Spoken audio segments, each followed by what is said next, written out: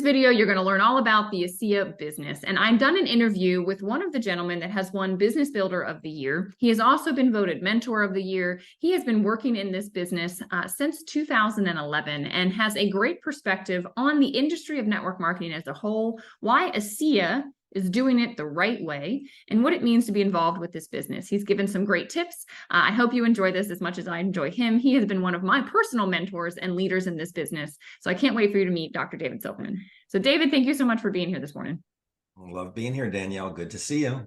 Good to see you too. So can you just share a little bit of your background with everybody before we get started? Sure. Well, I'm 63 years old and I feel like I'm 30, number one. I'm married to Wendy, my wife, for 35 years. We got 3 grown kids and grew up in the Washington, D.C. area. That's where I practiced podiatry and foot surgery. I was board certified in foot surgery, foot orthopedics. I own my own practice and my own surgery center. I don't do that anymore. Live now, we're residents of Florida, lived down in Florida more than half the years. We kept our home in Maryland, so we go up there when it gets hot down here.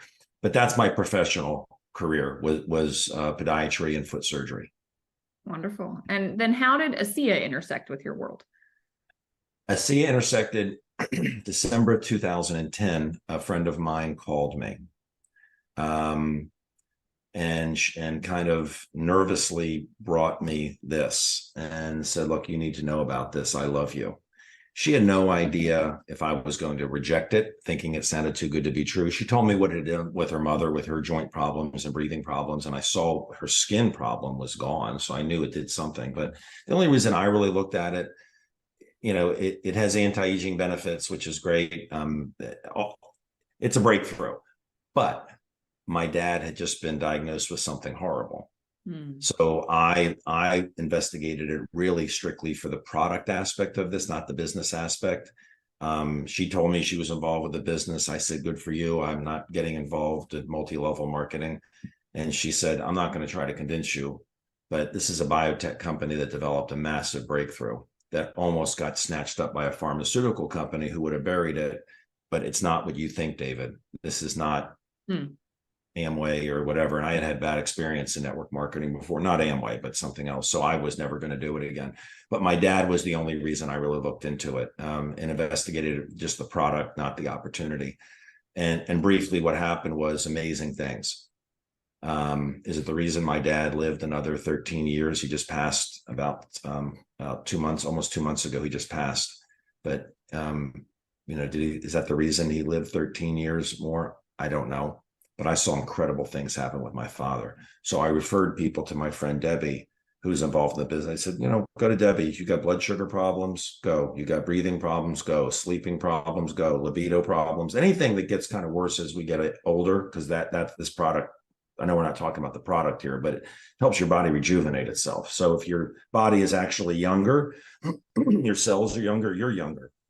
But they all kept coming back to me over weeks and months saying, thank you, David, this is incredible. This stuff is incredible. And they didn't have the gel then, because now anybody that wants to know if it's real can know in 10 minutes. Anybody that says, I'm evaluating this as a business, I have to know if it's real. This could take a day. It could take 90 days. This 10 minutes, anybody who wants to know, it's like, okay, show me the compensation plan. This works. They didn't have that then. But all these people kept coming back to me over weeks and months through 2011 saying, thank you. So I got on a plane. I went out to meet the people who started the company and evaluate them, which I should have done years ago with the first company I did that I quit. I wanted to evaluate them as people, integrity. And I toured the FDA registered production facility. And there was a time we were sitting around the table and we were all crying, the CEO, the founders, and we all had tears in our eyes because they knew what we had. I was just discovering it for the first time. And I said, I'm in. I'm going to build a business with you people. I'm going to help you bring this to the world. That's how I got started. You never know what's going on in somebody's life. I just love your story because, you know, your friend reached out having no idea what was going on with your dad. And we can't assume, right? We have no idea what's happening in someone's health life or like their finances.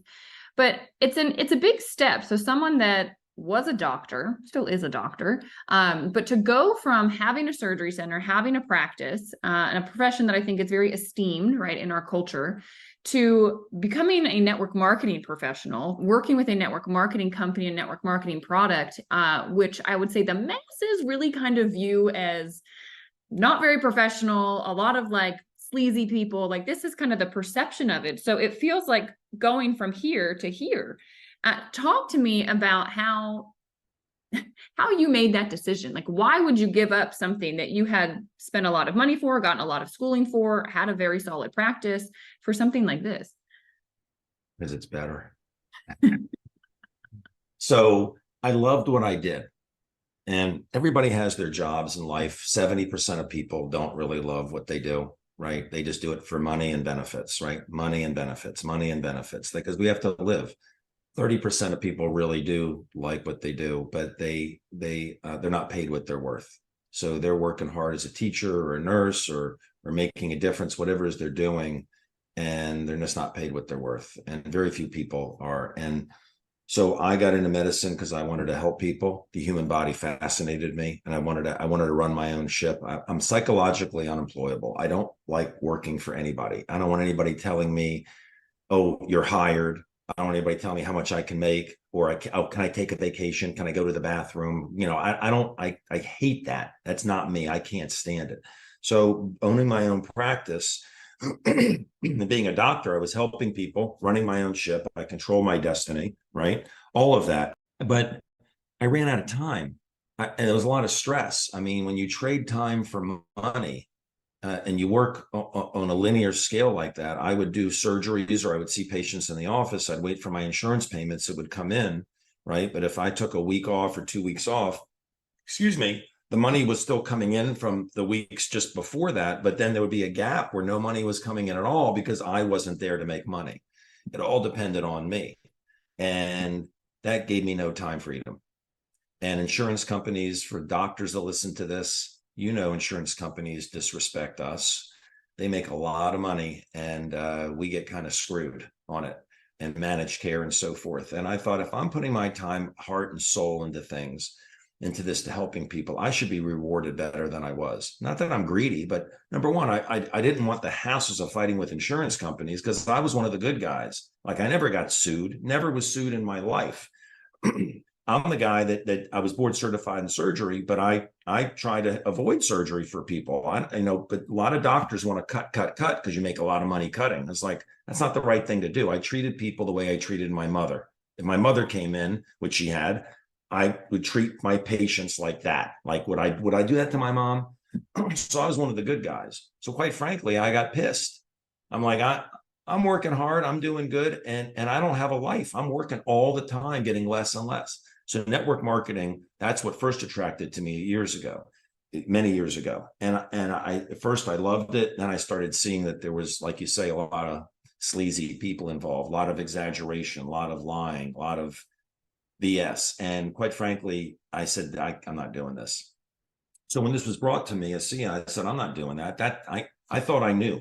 So I used to say, I love network marketing. It's a better way. And then I learned that's not really true. I love network marketing when it's done right, with good people. So for me, why? I make a lot more money than I did as a doctor.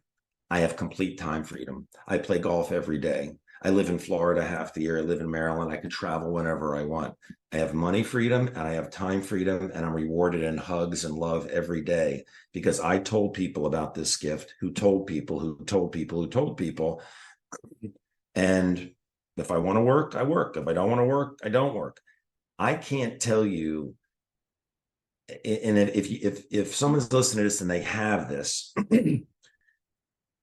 how incredible it is. Residual income, having money come when you're working or you're not working, because it gives you freedom. The money gives you choices on things to buy, but the time freedom gives you choices on what you do with your one and only life. I mean, I'm 63 years old. What's today? Monday. I'd be in my office right now. And what am I doing? I'm doing an interview with you. I'm gonna go get some dog food, and I'm gonna play golf this afternoon. It's like why would I? Because it's a better way, and I'm very, very proud to be part of this company. Well, talk to me about that, because as you said, like, you had, as you said, kicked a lot of frogs, right? Before you found the prince. You had had aligned with companies in the past that didn't do network marketing, as you say, the right way. So how does someone know? Like, what should someone that's, looking at or shopping for or trying to figure out, all right, I want to do something, I want to have a side income. Network marketing seems to be a good vehicle. It matches a lot of that, but there's good, bad, and ugly. So how do you find the good? What should someone look for in a good company? You got to do a good due diligence. And you said I kissed a lot of frogs before I kissed my prince. No, it was a princess. This is my princess, just so you know. You have to investigate. So if someone is investigating this as an opportunity, number one, you have to believe in the product, right? So we guide people on how to prove it to themselves real quickly. The fastest way is you take the gel version of the drink and you find 10 people who are hurting. They have something in their body that hurts them, like their neck, their back, their knee. And you say, well, wait a minute, this is marketed for anti-aging. It's for wrinkles. Yes, it is. But this is not classified as a drug. So we can't make medical claims about this, but anybody can validate it quickly. So you get a 30-day money back guarantee. You take the gel, you find 10 people who are hurting. You don't ask them for 30 days. You ask them for 10 minutes. 10 people for 10 minutes. So if you have them all in one room, it's a 10-minute test on 10 people. If it's individuals, it's 10 people times 10 minutes. That's 100 minutes. It's an hour and a half. And what do? You have them rate their discomfort level on a scale of 1 to 10. They shake up the gel, which is made from saline. I know we're not talking about what it is and right now, but it is literally made from salt and water and it's rearranged molecules called redox molecules. There's no smell. There's no greasiness. It's marketed for anti-aging. I'm putting it all over my face. But these 10 test subjects, they're going to validate this opportunity. The product, at least, is they put it on the area for the neck 3 times in the first 5 minutes. So they put it on, it dries, put it on, it dries, put it on, it dries. At 10 minutes, ask those 10 people how they feel. Watch what happens to 9 out of 10 on average. Maybe 10 out of 10, maybe 20 out of 20. Watch what happens to almost everybody. And you realize, okay, it's real. Because salt and water doesn't do that. What is this? Okay. So you investigate the product, you investigate this, you try all the products, but the first thing, really do that on 10 people. Then it's okay. So to really believe, to put your heart and soul into something on a part-time basis, as most people do, they start, like put 10 hours a week into this thing. If it's worth your time, you got to believe in certain things. You got to believe in the product. You got to believe in the company. You got to believe in network marketing as a legitimate business model, which it is. It's just taking money that would go to advertising instead of advertiser goes to us, right? And you have to believe in yourself. So number one, the product. 2, the company. The way you believe in the company is you get on Zooms where the company is speaking. You do some research on the company, and you go to events where the company is. Right. So if it's a convention, if it's a regional event, if it's a special day they have at corporate, go there. In fact, I'm going to one. I got a 7 a.m. flight tomorrow. There's 35 people coming who are very excited to evaluate this company and the people. Right. Because you got to believe in the people. When I owned my practice, I was in charge of everything. The ethics, the integrity, everything started with me. If I was unethical, I'd have an unethical practice. Right. Morals, everything started with me. Well, here I'm not an employee. I'm an independent consultant with this company, independent associate, but I don't run the company. I have to trust them to make the right decisions, to make decisions based on principle and purpose, not on ego and economics. And there you need to meet these people, because then you have solid belief in the people, right? You got belief in the product, belief in the people. Then network marketing. If you don't believe in network marketing and you don't understand it, you got to read some books. You got to read some books about it, about what it really is. Right. People say, until I knew what network marketing was, all I was taught, stay away from it. It's a pyramid scheme. The people at the top make all the money. Well, this isn't a pyramid scheme. This is fair compensation. I make more money than the person that brought this to me. Right. I'm below her.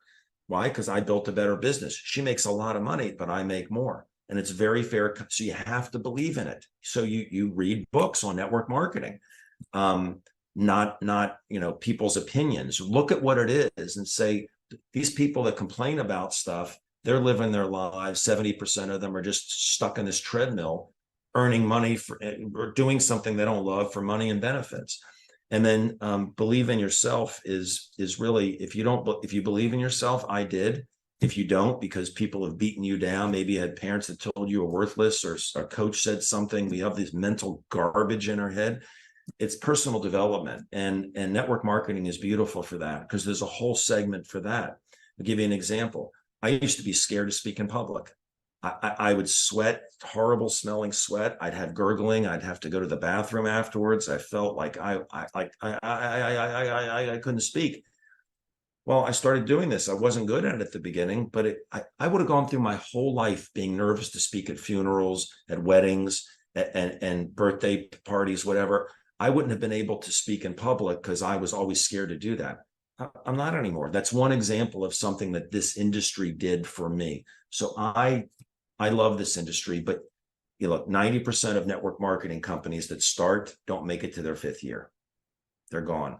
So you need to evaluate the people, the company, the ethics, all of it. And if it's a good fit, then engage. If it's not a good fit, then just enjoy the product, because everybody wants to live younger, longer. It's the truth. And just so people know, how long has ASEA been around, I guess, at the filming of this interview? Well, they turned down the offer from the pharmaceutical company to buy the technology and the patents and the intellectual property. That's the other part of it, sustainability. It's patented intellectual property. It's not reverse engineerable. We own this. We own this, and this. And so they turned down the offer in 2007. And the founder of the company, by the way, there are 2 founders, Vertus and Tyler Norton. Vertus was in charge of international strategy of a pretty big company, $36 billion a year company. He was in charge of international strategy. He's the one that turned down, and his son, the offer from the pharmaceutical company to buy this, and decided to go word of mouth marketing with it, because it takes a story. People share their story. They share their story and say, hey, go put this on 10 people that are hurting. But the company launched in 2009.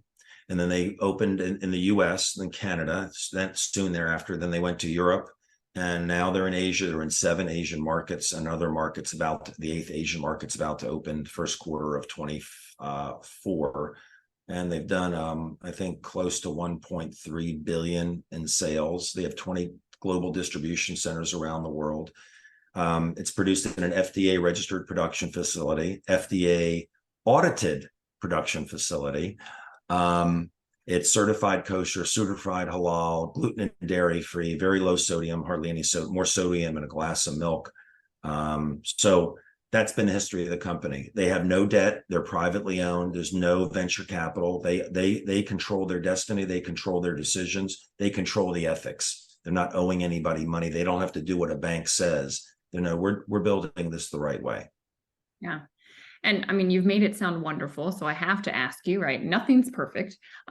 Truthfully speaking, what do you observe? Like, for someone that's wanting to get involved, what's the downside, or what's the hard part?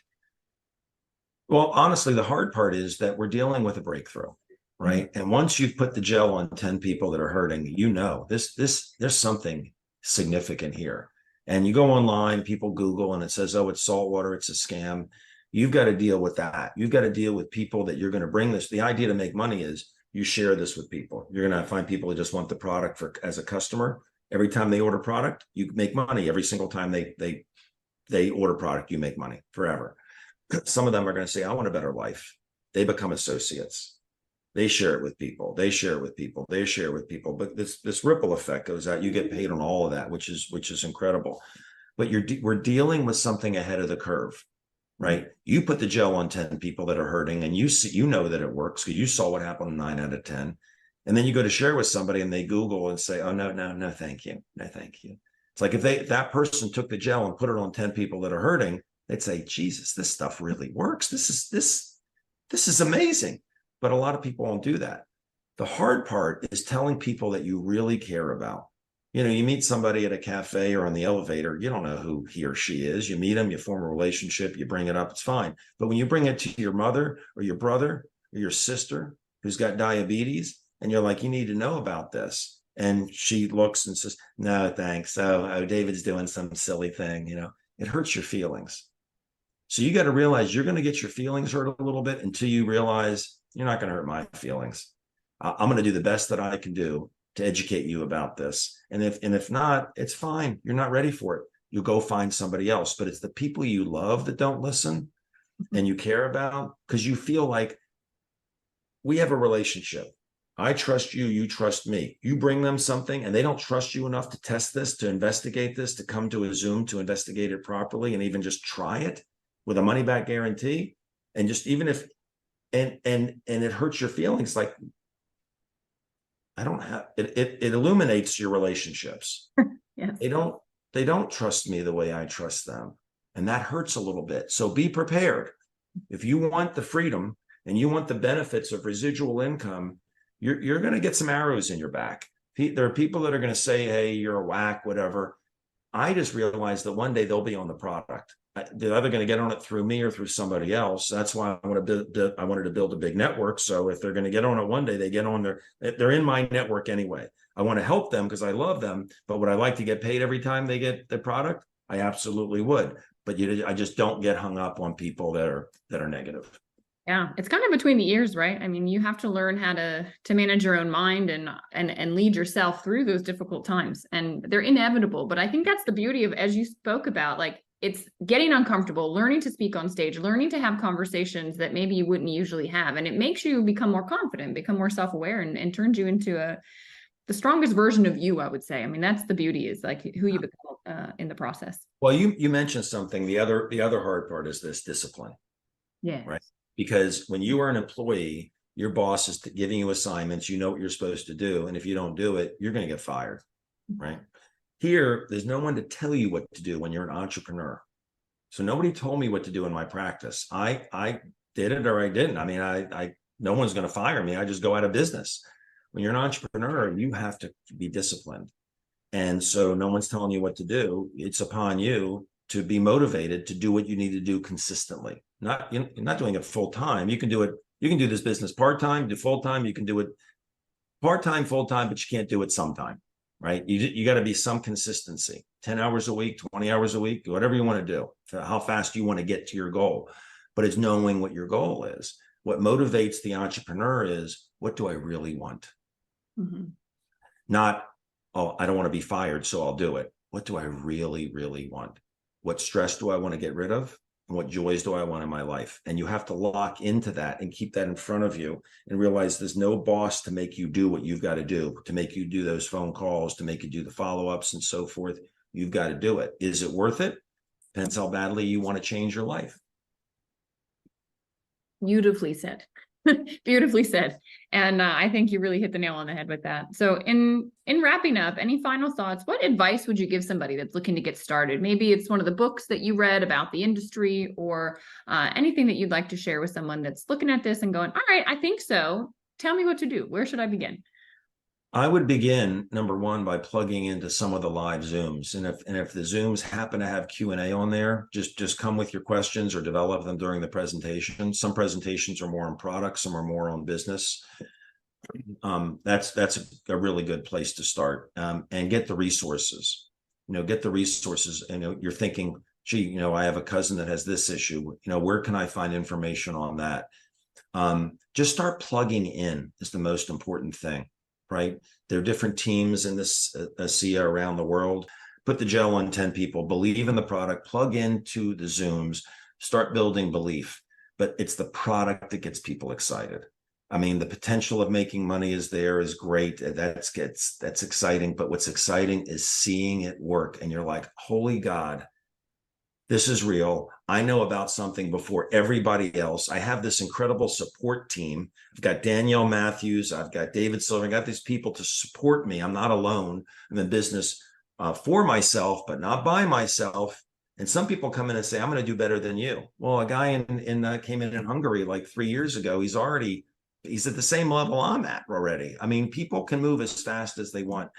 Absolutely. We've got a system in place, right? Systems, mentorship, coaching. It's absolutely incredible to be able to start a side business and be shown what to do and how to do it. So I thank you, because you've been a mentor along the way for me, and I'm incredibly grateful for your leadership. So thank you so much, David, for coming. Thanks, Danielle. Keep rocking, babe.